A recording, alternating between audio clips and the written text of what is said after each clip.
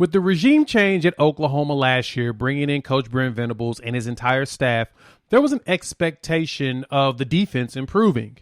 And I've said this a few times here on the channel that it takes a little bit of time. You got to bring in your guys and do, all of that stuff. Well, you've noticed, as it was brought to my attention, that we talk a lot about the defensive players that we're potentially bringing in and potential wins and things of that nature, especially as of late, after seeing what the defense looks like at the end of the season. But one of our faithful viewers posed this question. Pop it up here on the screen. Lester asks, we keep hearing about all the good defensive players coming. What about the offense? No one is covering the offensive recruits. Well, Lester, I have in the past, but there hasn't been any new movement. So what I'm going to do instead is provide you guys some updates on some offers and players that I think we can potentially win. We'll talk about 4 players on the docket coming up in about 10 seconds.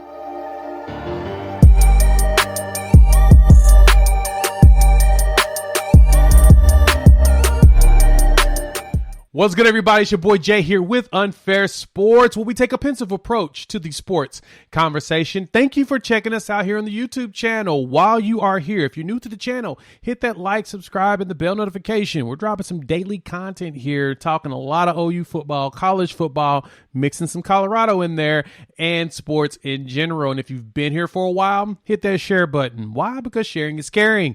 Put it on your Facebook, put it on your Twitter. Let the people know about the channel, because we're only going to grow because of you, in which we've hit over 5,000 because of you all. And thank you so much. I'm so grateful. I'll have a video for you all at the end of the year with my gratitude. But outside of that, this video here, we're going to talk about the offensive targets that the Sooner have. There's 4 players that I think are noteworthy, especially because one has put us in their top 5, and the other 3 are transfers that we could potentially win. And so, after Lester posed that question, I went to do some digging. I want to see what players are we talking to? What players does it look like that we have a good chance of actually winning?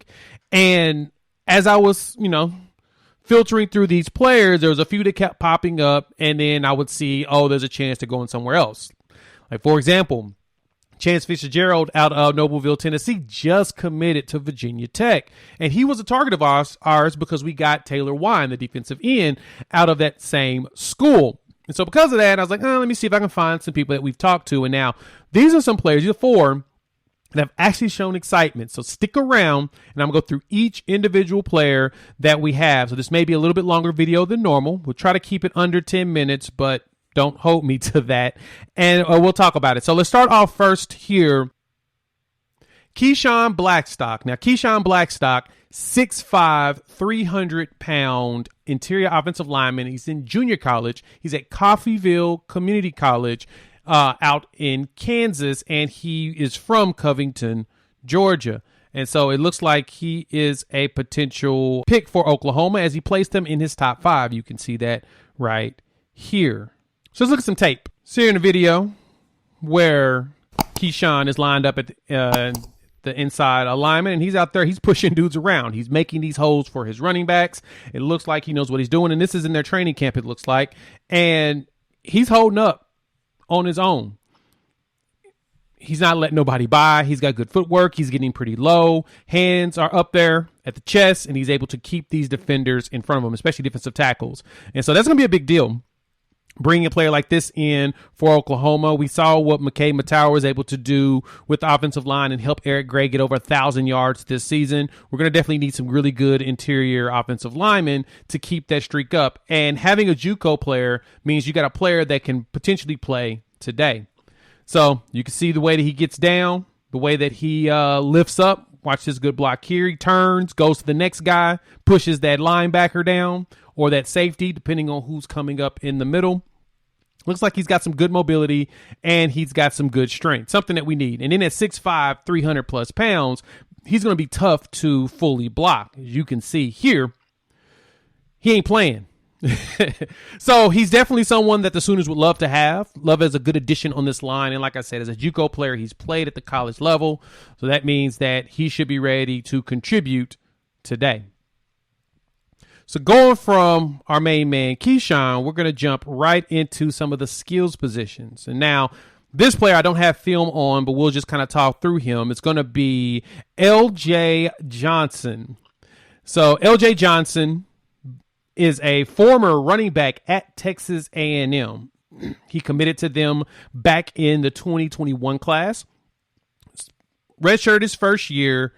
Stats-wise, he played in 4 games, 21 carries, 76 yards, and he had one catch for 14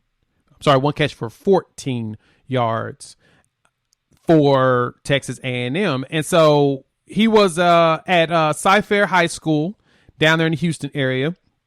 He finished his high school career at 4,300 yards, 77 rushing touchdowns, 400 receiving yards, and 5 touchdowns. And so he was a monster in high school, and he was someone that was targeted, I believe, by the Sooners. And so he mentions in an interview recently, once he hit the transfer portal back on December 10th, they had a conversation with Coach DeMarco Murray. And he was like, I've been talking to DeMarco Murray.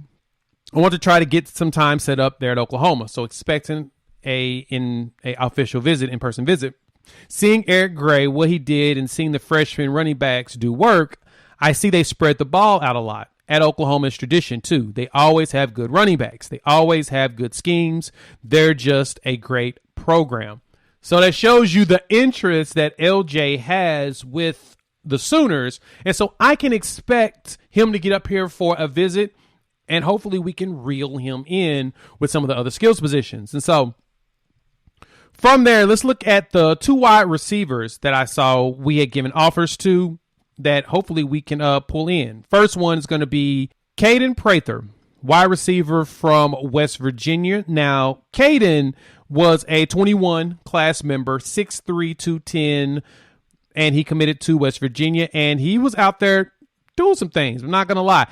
He looks like, size-wise, is a player that we've been going after. Oklahoma, team-wise, we've been going after these sizey guys, and that's something that's kind of a big deal with the current regime. And the good thing about Kaden is Kaden's from Germantown, Maryland, and he's really good friends with another player that we have came from that area, which is Jalil Farouk. So if we bring in Kaden Proctor because of Jalil Farouk, that should tell you something about Jalil Farouk, that he's going to be here next year cooking as a number 1 receiver. And so Kaden probably recognizes an opportunity to sit on the side next to Jalil at wide receiver 1, because we don't know what Marvin Mims is going to do yet, if he comes back, if he doesn't. But Caden still knows there's an opportunity to really get some game time if he goes out there and shows out. The last player to look at that it looks like we have given some conversation to is Xavier Guillory. Now, Xavier comes from Idaho State, FCS school, Big Sky. He is part of the 2019 class, and in this past year at Idaho State, he caught 52 catches for 785 yards and 4 touchdowns. And so he wasn't a very high-toted recruit, but this is the best part about the transfer portal, is that when these players go to these smaller schools, go out and get some tape that really looks favorable for them in the college, at the collegiate level, schools are going to start calling them. And so you're going to get that call up, basically. You know, like going from the minors to the majors. You know, no shade to FCS schools, but that's my point, is that that's the beauty of the transfer portals. You can find a lot of these diamonds in the rough that you couldn't see before. They just needed a little bit more dusting, and boom, you can have them. And so let's look at a little bit of film on our guy, Xavier. Now, he has this on his YouTube channel. I'm going to link it in the description below so you can go show him some love and watch all of his highlights. But this is what I saw out of him. He's got some breakaway speed. He can catch it across the middle, and that man is gone. Like, look at that. He caught it across the middle and just dipped. And that's something that you want out of this offense, especially as fast as we're going with that Levy up tempo. You want to be able to do those cross the middle plays and people actually get their route done, and then they just go. And so as you can see this here, he caught this across the middle and just ran straight up and was gone. The question is can he replicate this at the Power 5 level? And I expect him to be able to. When you're fast, you're fast. That's not a trait you can truly teach. If you got speed, you got speed. You know, at a certain point, you'll hit your peak. And I think that he has that speed. And so he's going to be one of those players to keep your eyes on. He has good hands. He can catch. Watching through his video he has on YouTube with all of his highlights, that man knows how to catch the ball. And look at him go out here, turn, find the ball, and catch it from the ground and roll over. You can't, teaching a wide receiver to go and get open instead of just standing there, it's hard to do. He sees that his quarterback's in trouble, so he turns, makes it to where he gets a little bit easier to be able to launch it to him, and he catches it on the roll.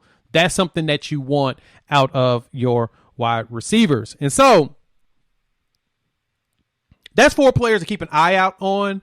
I'm waiting for, of course, finalized updates. We should be hearing a lot of information over the next few days. Official visits are still happening this weekend. We've got players in town. I do know of at least one player that is on campus right now hanging out. And I'm going to not say anything yet. Probably say something tomorrow. I'll drop a video in the morning about the player. He is a transfer.